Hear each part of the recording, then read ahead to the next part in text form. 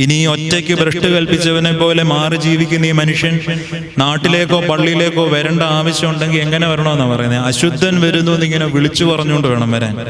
കാരണം കുഷ്ഠരോഗിയെ തൊടുന്നവനും കുഷ്ഠരോഗിയോട് സംസാരിക്കുന്നവനും എല്ലാം അശുദ്ധനാണ് ആ നാട്ടിലെ. അത്രത്തോളം ഭയാനകമാണ്. അങ്ങനെ വിളിച്ചു പറയാൻ പറ്റുന്നില്ല, കൈമണി കിലുക്കിക്കൊണ്ട് വരണമെന്നാണ് പറയുന്നത്. അങ്ങനെ അത്രത്തോളം മനുഷ്യര് വെറുത്ത ഒരു മനുഷ്യൻ പോലും ഈ അഴുകിയ കരങ്ങളിൽ നിന്ന് ഒരു പാത്രം വെള്ളം പോലും മേടിച്ചു കുടിക്കാൻ അറയ്ക്കുന്ന ഒരു മനുഷ്യന്റെ വീട്ടിൽ സ്വന്തം മരണത്തിന് 3 ദിവസം മുമ്പ് കർത്താവ് ചെന്ന് ആഹാരം കഴിച്ചു എന്ന് പറഞ്ഞാൽ നമ്മൾ എന്താണ് അതിൽ നിന്ന് മനസ്സിലാക്കേണ്ടത്? മരിക്കുന്നതിന് മുൻപും വേറൊരു മനുഷ്യന്റെ സങ്കടത്തിൽ കൂട്ടിരിക്കാൻ പോയ ആളാരാണ്? നമ്മുടെ കർത്താവ്. നിങ്ങൾ ശ്രദ്ധിച്ച വചനം ഒന്ന് വായിച്ച. കുഷ്ഠരോഗം മാറിയ ശിമോനെന്നല്ല പറയുന്നത്. നേരത്തെ കുഷ്ഠരോഗം ഉണ്ടായിരുന്ന ആളൊന്നും അല്ല, കുഷ്ഠരോഗം വരാൻ പോകുന്ന ആളൊന്നും അല്ല പറഞ്ഞ കുഷ്ഠരോഗിയായ ശിമോൻ. നിലവിൽ അവനല്ല